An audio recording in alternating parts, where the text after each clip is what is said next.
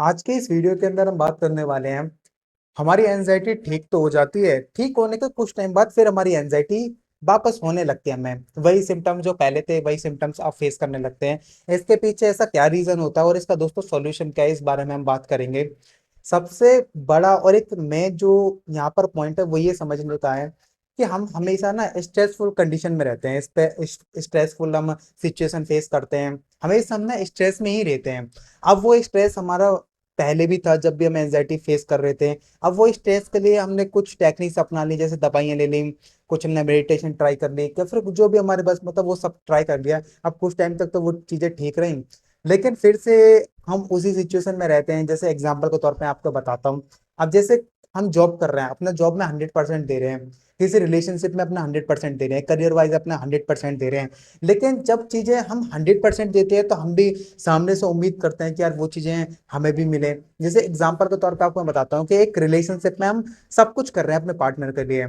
जैसे उसके लिए अवेलेबल रह रहे हैं, उसे हम हैप्पी रखने की कोशिश कर रहे हैं, उसको कुछ भी कमी महसूस नहीं होने दे रहे हैं। लेकिन जब हमें सामने से वो चीजें नहीं मिल रही होती, तब हम एंजाइटी फेस करने लगते हैं, तब हम स्ट्रेस महसूस करते हैं कि यार ऐसा तो हो ही नहीं रहा मेरे साथ, वैसा नहीं हो रहा है। तो हम एक दबाव से महसूस करते हैं अपने ऊपर कि यार ये तो हो ही नहीं रहा है मेरे लिए, जो मैं उसके लिए कर रहा हूँ सामने वाले के लिए, और बदले में सामने वाला मेरे लिए वो चीजें कर ही नहीं रहा है। और यही चीज करियर वाइज होती है कि करियर में हम किसी एंट्रेंस एग्जाम की तो तैयारी कर रहे हैं, उसमें 100% भी दे रहे हैं, लेकिन बदले में हमें वो चीजें नहीं मिल रही हैं जो हम रिजल्ट दे उम्मीद कर रहे हैं। उस रिजल्ट की वो चीज हमें रिजल्ट दिख ही नहीं रहा है। तो उस वजह से भी हम स्ट्रेस महसूस करने लगते हैं, और फिर हम टेंशन लेने लगते हैं, यार ऐसा नहीं होगा वैसा नहीं होगा।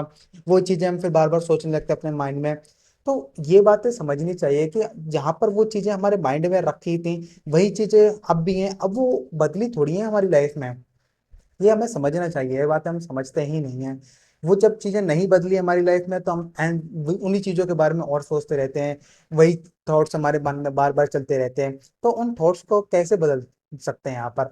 उन थॉट्स को बदल सकते हैं, वहां पर आपको एक न एक अपना स्टैंड लेना पड़ेगा। जब तक आप स्टैंड नहीं लोगे अपने लिए, तब तक वो चीजें कैसे बदल जाएंगी अपनी लाइफ की, आपकी लाइफ में या फिर हमारी लाइफ में, या फिर जो भी सिचुएशन है वो कैसे बदलेगी।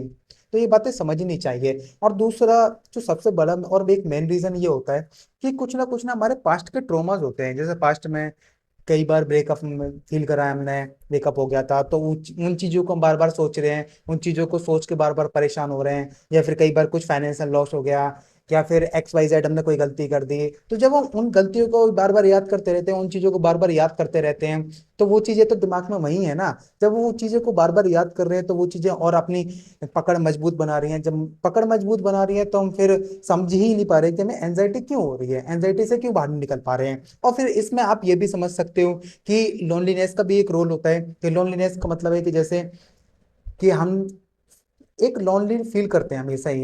हम उम्मीद तो करते हैं सामने वालों से, अपनों से उम्मीद करते हैं, फ्रेंडशिप से उम्मीद करते हैं, एक्सपेक्टेशन रखनी भी चाहिए रिलेशनशिप में।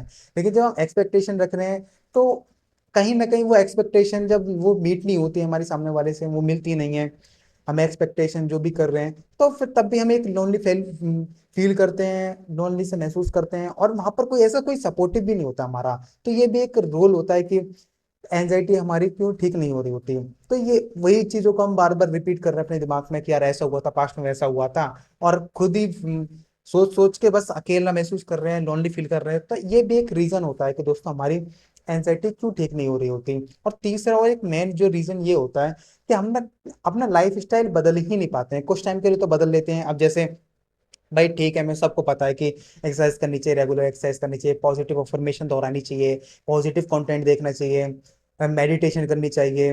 लेकिन हम कुछ टाइम तक तो करते हैं ये सब चीजों को, जब तक एंजाइटी रहती है, एंजाइटी ठीक हो जाती है हमारी, और तो फिर वही हम एंजाइटी वाला फिर हम दौर महसूस करने लगते हैं, फिर इन चीजों को छोड़ देते हैं। क्यों छोड़ देते हैं? क्योंकि हमें लगता है कि हमारी तो एंजाइटी ठीक हो गई। लेकिन दोस्तों ये ना एक हमें लाइफ को पार्ट बनाना होगा इन चीजों का। जैसे मेडिटेशन हो गया, एक्सरसाइज हो गई, पॉजिटिव अफर्मेशन हो गई, खुद को एक पॉजिटिव एनवायरनमेंट में रखना, ये भी एक काफी एक इंपॉर्टेंट रोल होता है। लेकिन जब तक हम इन चीजों को नहीं अप्लाई करेंगे, तब तक हम इन चीजों से कैसे बाहर निकलेंगे? ये बात हमें समझनी चाहिए। इसलिए ये इंपॉर्टेंट है हमारे लाइफ लाइफ के लिए। क्योंकि देखो, मैं आपको एक सिंपल सा रूल बताता हूँ कि जैसे जब हम एक्सरसाइज करते हैं तो इससे ना पूरी बॉडी में ब्लड फ्लो होने लगता है।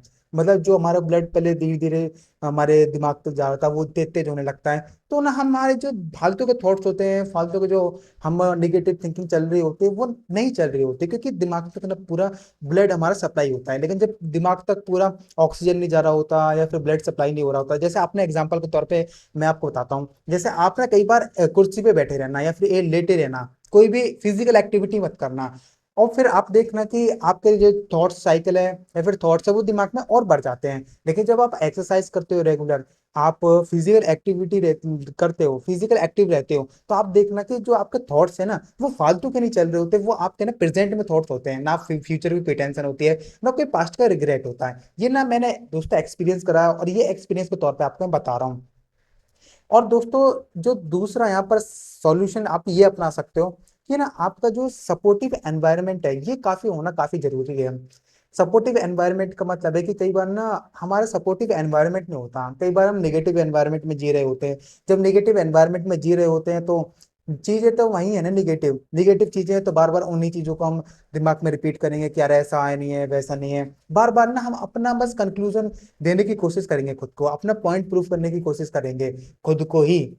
तो यहाँ पर पॉजिटिव एनवायरनमेंट का रोल होता है, पॉजिटिव एनवायरनमेंट में रहोगे तो हैप्पी रहोगे। जैसे आपने देखा नहीं कि आप जब पॉजिटिव एनवायरनमेंट में रहते हो तो अच्छा महसूस करते हो, कहीं बाहर जाते हो तो अच्छा महसूस करते हो, लेकिन जब आप निगेटिव एनवायरनमेंट में होते हो, थोड़ा सा टॉक्सिक एनवायरनमेंट हो गया, जैसे कई बार रिलेशनशिप में हम ज्यादा देखते हैं ये सब चीजें, तो वहां पर फिर हमें एंजाइटी फील करने लगेंगे। आप ना ये चीजें आप प्रैक्टिकल करके देखना, मैं आपको दोस्तों प्रैक्टिकल चीजें बता रहा हूँ ये वाली, कि आपका ना सपोर्टिव एनवायरनमेंट में होना चाहिए कोई, जैसे कोई आपका दोस्त है जो आपको सपोर्ट करता है, आपको दोस्तों पुश करता है आगे बढ़ाने के लिए, आपको आगे बढ़ने के लिए।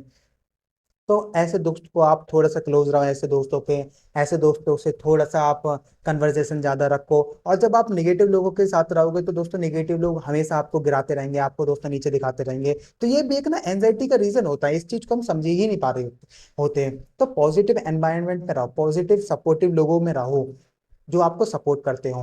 तो इससे रिलेटेड आपको कोई डाउट है, आपका कोई क्वेश्चन है तो आप कमेंट में जरूर पूछ सकते हैं। मिलते हैं अगली वीडियो में, बहुत बहुत शुक्रिया।